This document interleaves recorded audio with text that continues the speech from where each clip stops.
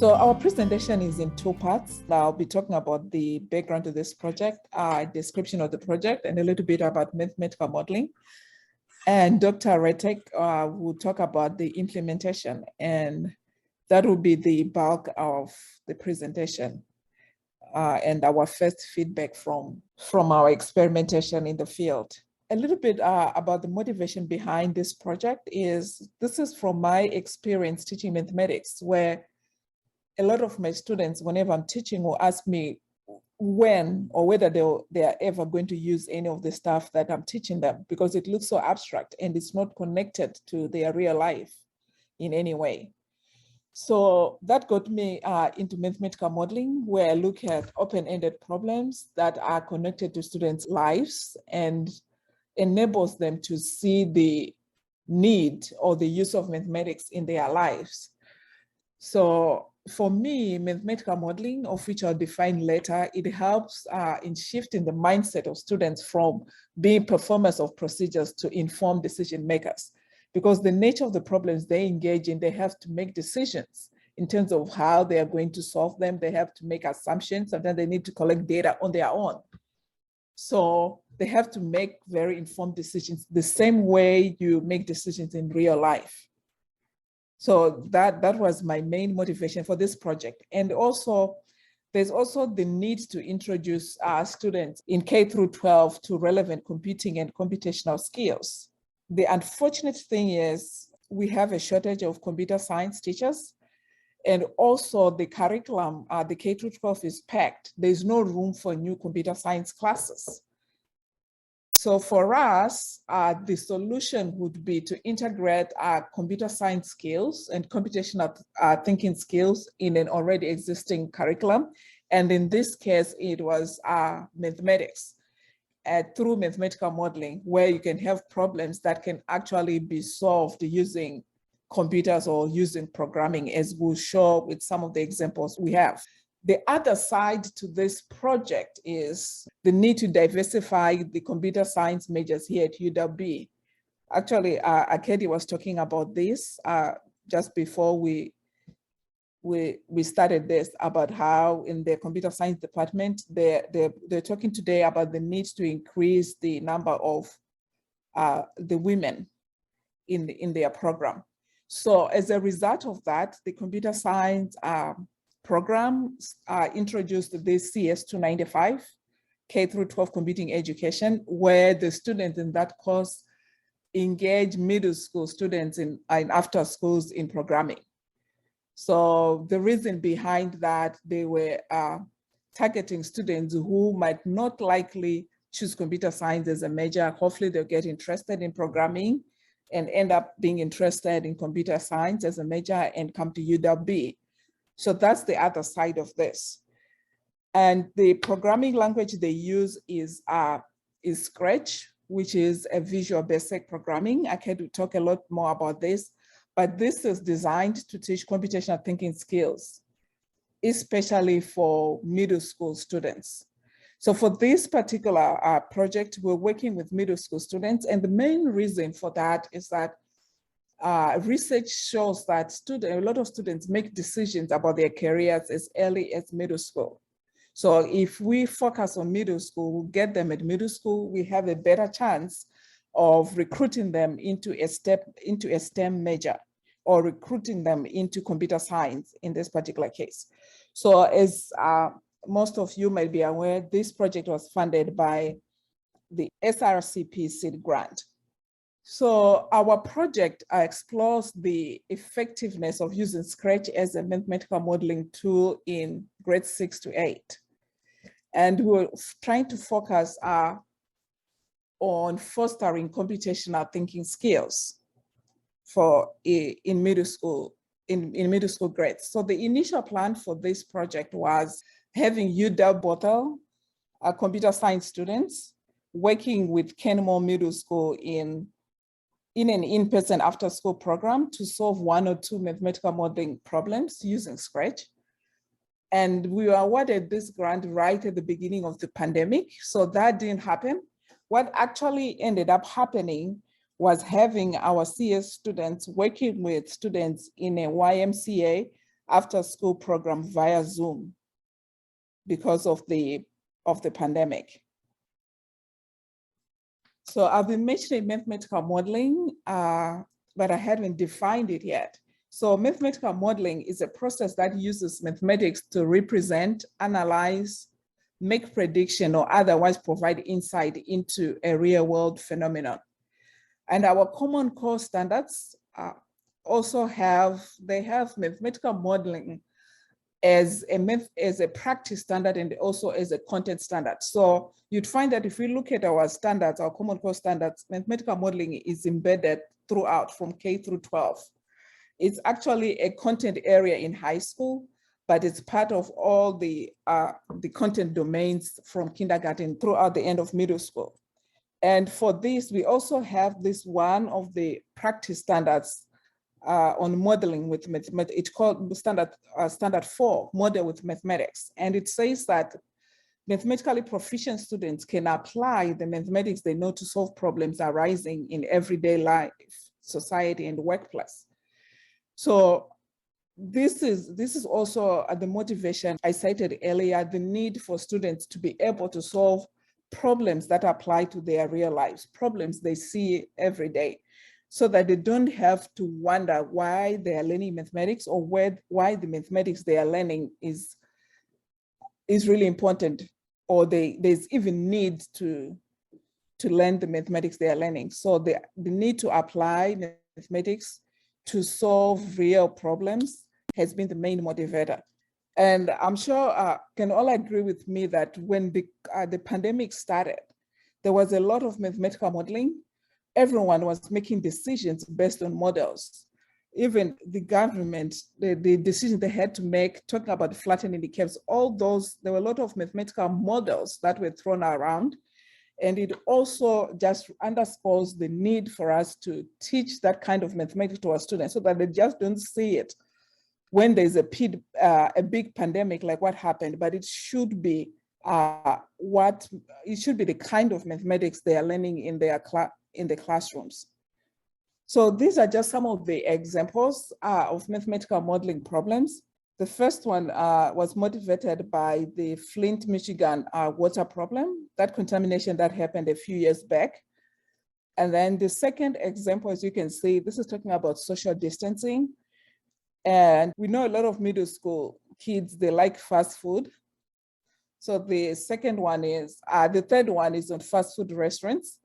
The other example we had was about kittens, where you look at how kittens multiply and you can create a model out of that.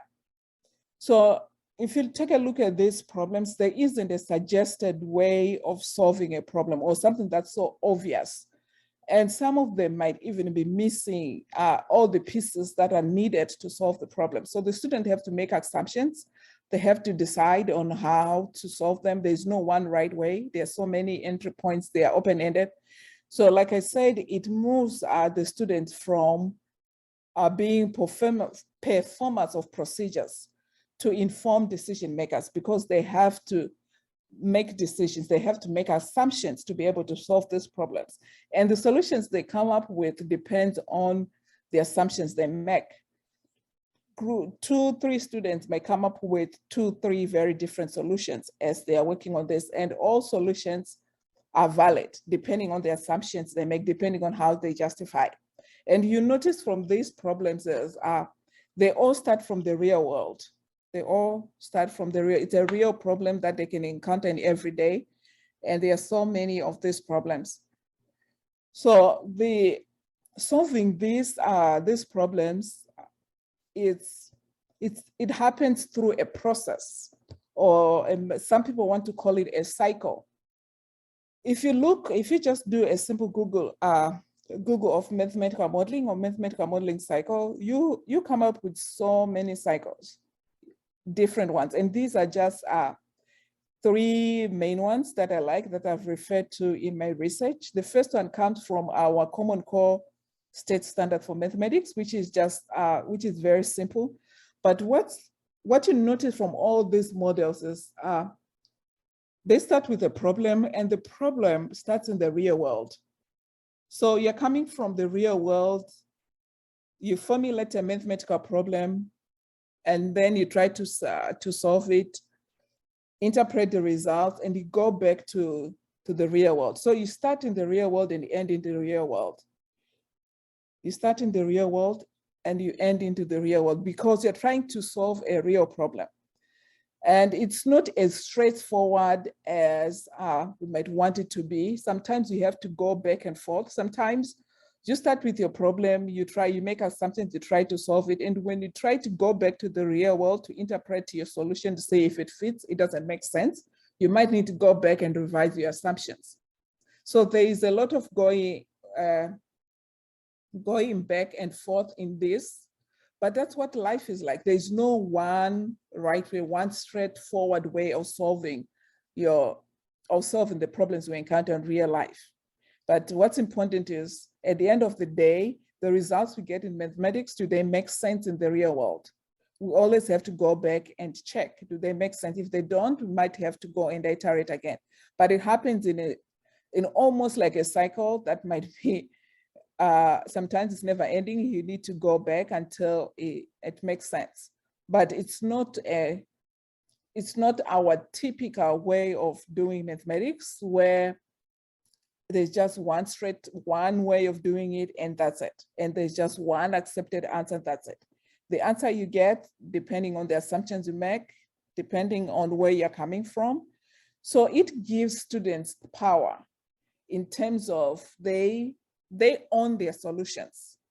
They own the answers that they get at the end of the day. So it empowers them in the process. It's not the answer that I want, that I'm looking for. It's their answer they come up with depending on how they decided to solve the problem.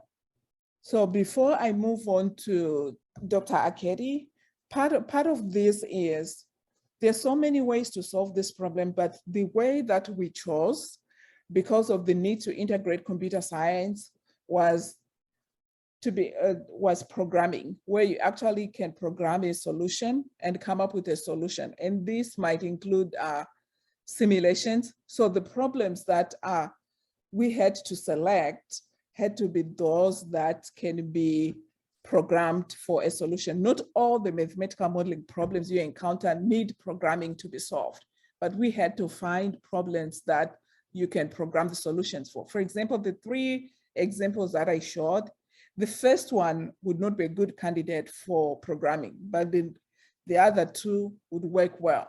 Or the third one, the one with the kittens, would work well. You can program those solutions because we wanted them to solve this problem, but to also develop their computer science or computational thinking skills too.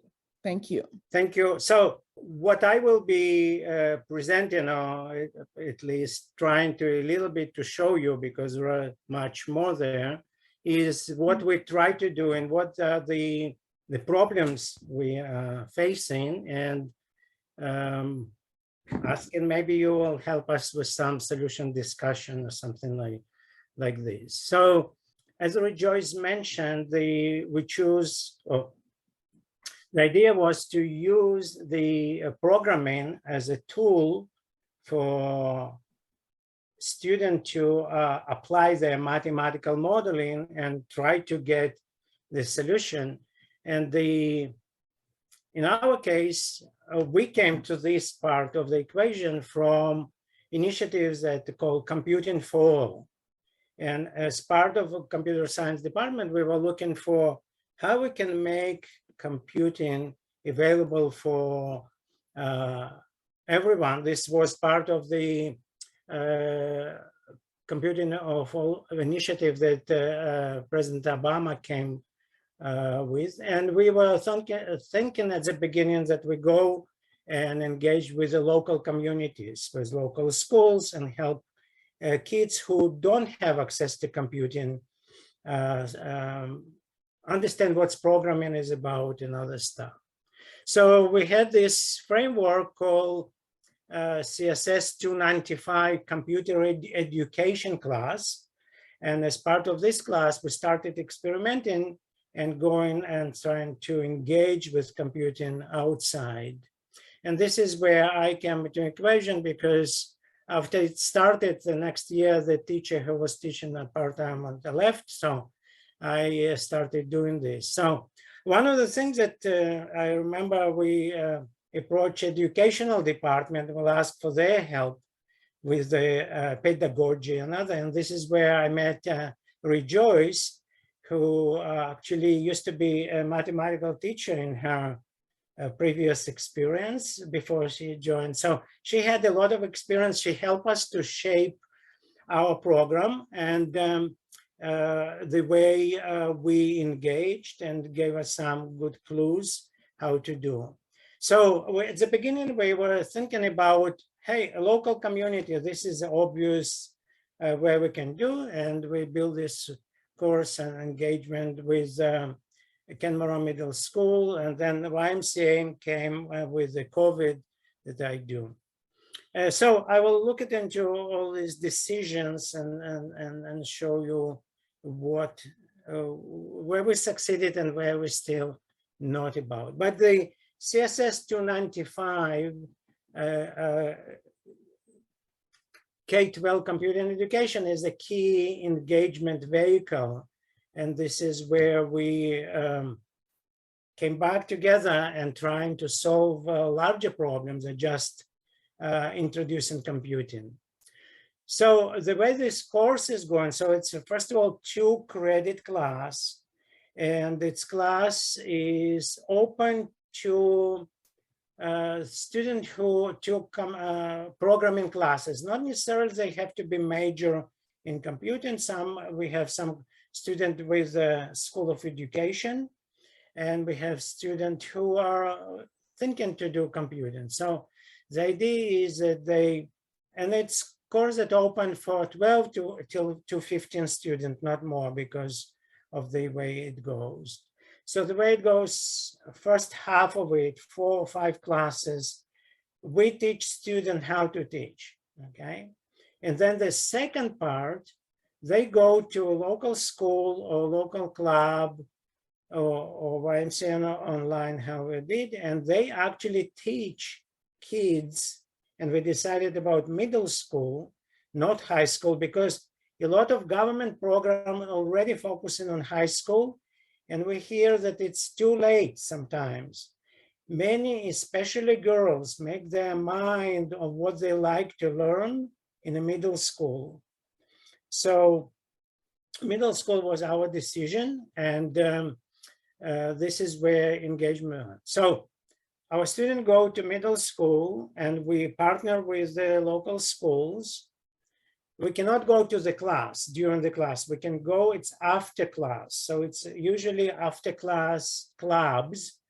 And it's actually worked well, because most of the students in after class are those who both parents are working or student, and usually it's those are more in need, those that less exposed to computing. So it's actually from community engagements get us good leverage. So we will have a short course outside, about 6 classes. Everyone will be an hour and a half. And 2 of our students every time have to build and deliver a lesson, okay? So we teach them how to build a lesson plan. They select some problem to be solved, and we build some kind of a pipe to do. This is outline of what they need to do, what the different assignments they do in part, and this is from the latest class. But what you see, one of the things that we ask them to do is, instead of doing, and before that, before we started working with Rejoice, they will do a game of their own, or a storytelling, or anything they want to implement and show to kids. But now we're saying, hey, instead of doing this, let's do something even more useful, not only teach them programming, but also show how to solve problem, and show it on example of some local problem or something that's really relevant, okay?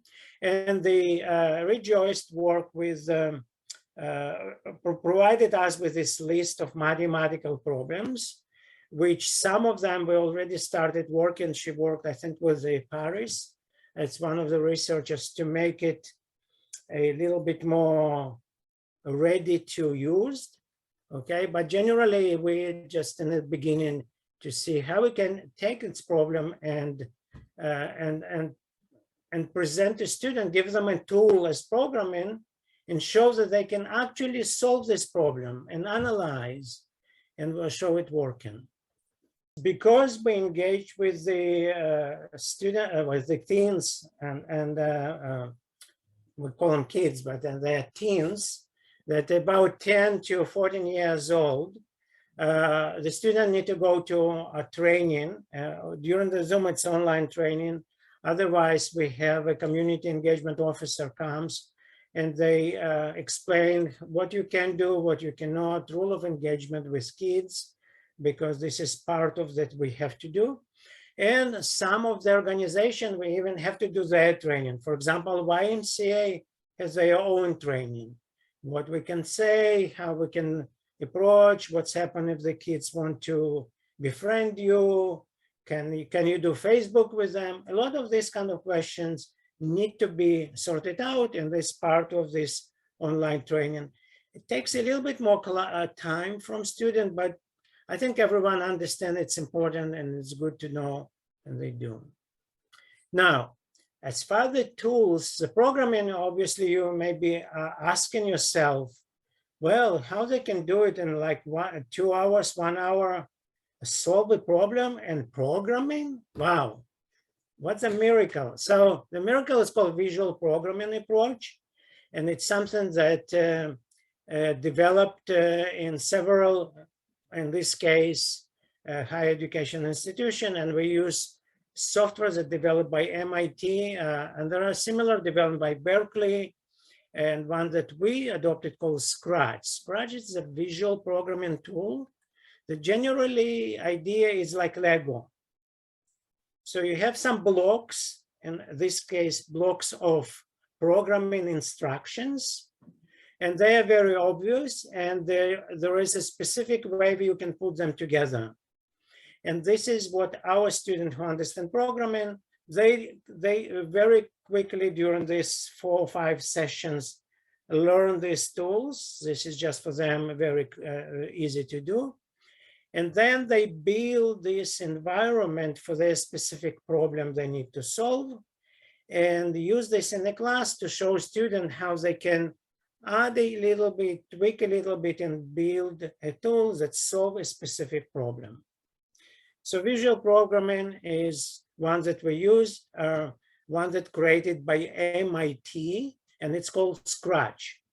And it's developed for audience from 4 years old to 94 years old, okay? And today it has a community of over 100 million people all around the world. It's open source, it's free, it's supported by also high institution, by MIT and I think Virginia Tech. Anyway, it's a great tool, and if you have kids and you want to experiment, I strongly recommend to use it. And a lot of tools available to learn and continue. And this is one of these tools that can spark interest and do. And what our student purpose is to spark this interest, to show that you can do stuff very quickly and engaged, okay? So the target, again, it's a middle school, and it's not professional environment, but it's give you idea what you can do. And it's integrate both visual and music and sound and a lot of these stuff that make it very fun for students to do. They can customize it quickly, can put their own background, images. And the idea is that they just pick up, so they have a menu of different motions and sounds and events, and they color code it so it's easier for them. And they just drop it into this area, and once it put together as a Lego, they can see what's happening on the screen. So this tool allows us to go and engage, and again, plenty of tutorials for our students to learn and introduce. And then as a student that we work, the teens can follow up at home after they got this first exposure and work on this. So this is a background of tools we use and framework and how, and now let me show how it's actually happening physically by using some photos, which probably, I'm a visual guy, so this is, I like a lot of visualization, and this is what we do. So this all pictures taken from the class, and you can see, for example, when we go to school, we go to, they have a lab and they have computers. So it's usually after school class, as you can see here.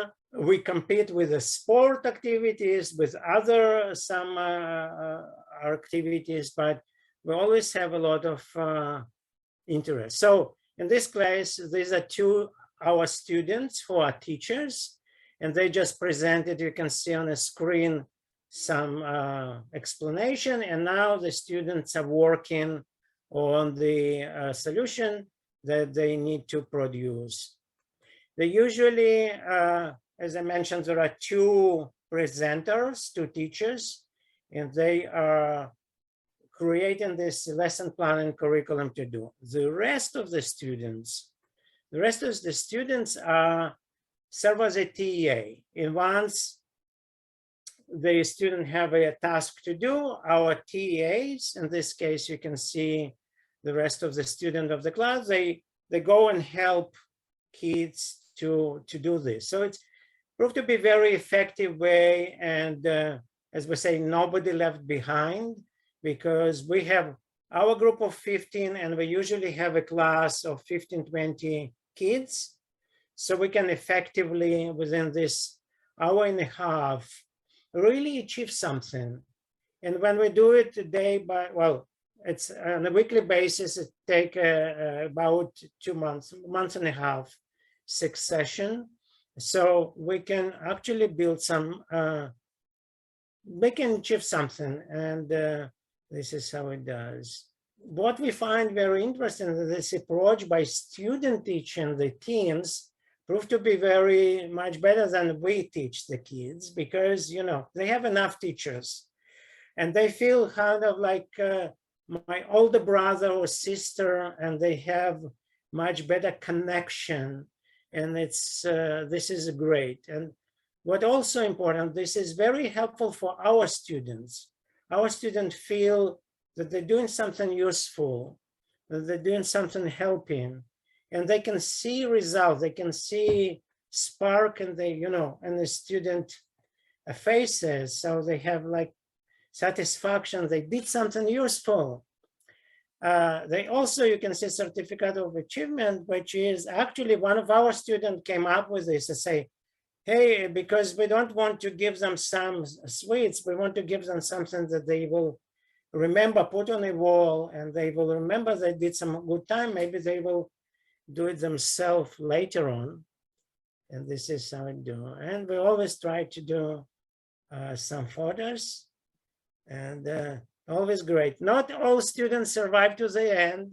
Not all students left on all the classes, but those who left, I think it's always great to see.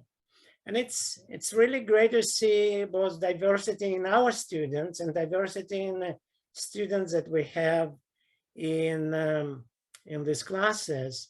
But also, I think it was great to see when the parents come to pick up their kids, they are so happy, and they are telling us and our students, thank you very much for your engagement. Thank you very much for doing this, because the kids are really happy about this. And this becomes to be really a great point. So not only we're doing something useful, but also it's great to see feedback on this.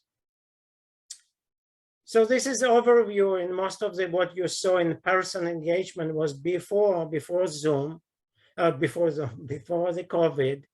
And as Rejoice mentioned, we started working on this problem solving or mathematical thinking or programming thinking, all this together. We started thinking about this and use this class as a vehicle, and boom, the COVID came. And when started experimenting with these ideas, Zoom started. So we said, well, let's continue and try to do what we did and see how it works. So what we did then, one of this as assignment, we put to students these curriculum ideas, and we said, hey, this is kind of a problem, and Rejoice showed you this, one of those. So she gave us a list of 6. We put some of them, and students selected, and obviously one that was very popular was about dealing with COVID, because everyone felt it's really important to understand what is social distancing about and how it's important. So our last year, this what we did, or previous year, we built this a pipe where we have 5 or 6 classes. It depends on the quarter. Some quarter is 5, some 6. Also depend on the availability of outside stuff. And this one was particular with YMCA. And we say, well, this is 5 lessons. The first one, we just create interest. Then show them how to do images in loop and control. But everything, all this, what we're doing on this part, it will be while they also solving a problem, okay? And this is what one of the problems the student pick up. Remember, I will just show you your favorite fast food restaurant. So we question student, and they were just as the icebreaker, what's your favorite restaurant? Can you find the quickest way? And this was one of these lessons that they needed to build a path, how you can get to a restaurant. You can see it's not that probably impressive, but this was a way to implement. And again, just remember, it takes about a couple of hours to learn, program this, and find solution. But the more fun was one dealing with this one. So we showed them this challenge and said, this is what's happened if nobody wear masks, okay? This is what one person can actually ruin everything. But what if we just do a little bit change, just keep a distance or put on mask? You can see that the solution is there. So how do you present this? So this was kind of introduction, icebreaker. And then we use this example that was actually also created by one of the professor in MIT, and it was actually popularized in Washington Post.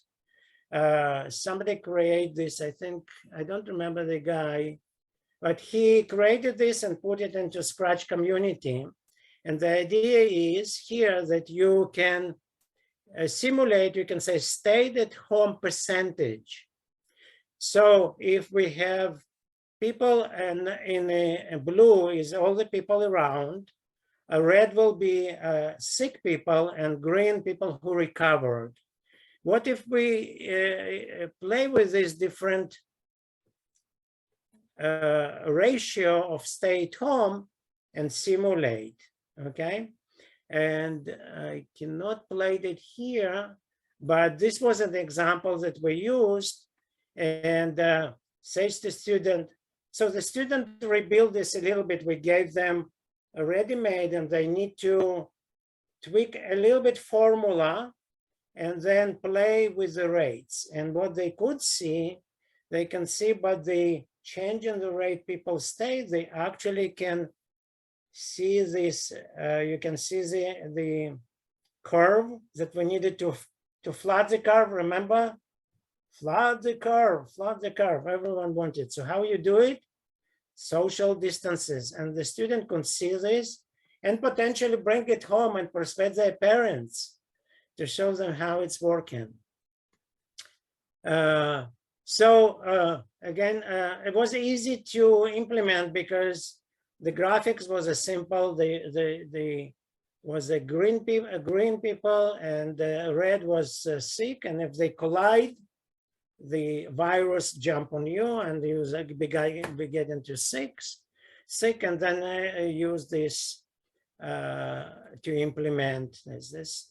A couple of examples that I'm sure this is example from student work. You can see that very quickly students started experimenting when they gave them to work. Instead of working on different rate of infection, they just prepared to visualize the people, okay? So they did different, instead of dots, they wanted to have real people.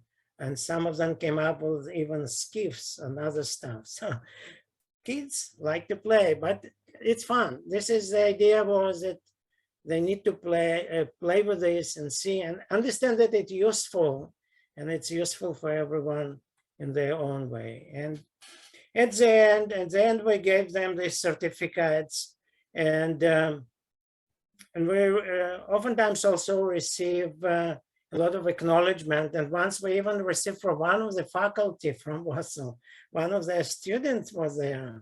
So this was interesting to do. Okay. So this is what we did. What is actually issues we have that I would like to share, and maybe we have a few minutes to hear the opinion. Again, the Zoom, what I showed, the latest implementation was in Zoom, and it was not easy. Not easy because some students get stuck, and it's difficult for help them. Math level, because we were working with YMCA, we're looking with a club, it's not a specific class. Level of math was different, and sometimes you need to gauge what they don't and what they know. We do really need to do more time, and we partnered now with the math club to trying to have maybe some stuff to be done before they go in and do some stuff with the programming. So one of the direction to work on more templates, something that may be easier to engage and do. Our current thinking also is to work with math teachers in the middle school. This way we both helping them to do math, but also helping to promote a Computing for All initiative. And this is everything I had to say. And Joyce and I are looking, hearing from you some comments, and maybe I put the previous slide with some key issues we are facing, and we are open for discussion. Thank you. Thank you so much. That was great. We're going to open up. We have a time for just a few questions. Does anybody want to get started on that? I have a couple of comments. Just first of all, what you're trying to do, as somebody who's been in education my entire life, what you are trying to do here is extraordinarily hard. So I commend everything you've done, because teaching people how to teach, doing real classroom and with real kids, working with those kids all during COVID. I mean, you know, it's pretty much a miracle what you've all accomplished so far. In terms of the one thing you said about Zoom isn't easy, you know, you had enough students, I think, probably to have a 1-to-1 correspondence, or even a 2-to-1 correspondence with children versus your students in your class, to have put them all in like their own private little Zoom room. Not allowed. Oh, really? They had to stay in the big. YMCA said no private rooms. Okay. You cannot be one-on-one. Right. That would have been the easy way to do that. Yeah. The math teacher in the middle school piece, I think, is absolutely a critical thing, because I'm not a middle school teacher. Middle school teachers would be able to give you where this fits not only in their curriculum, but how to actually integrate it even better than us in higher education can do. So yeah, I absolutely support finding a middle school teacher to let you get involved with. This is great. Y'all did a really, really, really good job. I'm super impressed. Thank you. Any other questions? I thank you for your presentation. I also really admire the work that you've been able to do. And I think a lot about how to get students to understand what a model is, what an abstraction is. I'm wondering how you were able, I have two questions. One is, how were you able to assess their ability to understand abstraction as a process? And then secondly, I'm curious about Scratch as the medium, because Scratch has very playful graphics. The graphics in my family, I have an elementary school kid and a middle school kid, and the playful graphics are much more attractive to the elementary kid than the middle school kid, who's, you know, far too grown up for that kind of thing. So I'm curious how your middle school students responded to the graphics, that interface in Scratch. First, you ask about assessments. We don't assess math in there, and this is part of our math teacher, as Rejoice and I going to expand and make something that it's more for math teachers to do. What we at this stage is to give them tool to show how they can solve problem with other tools.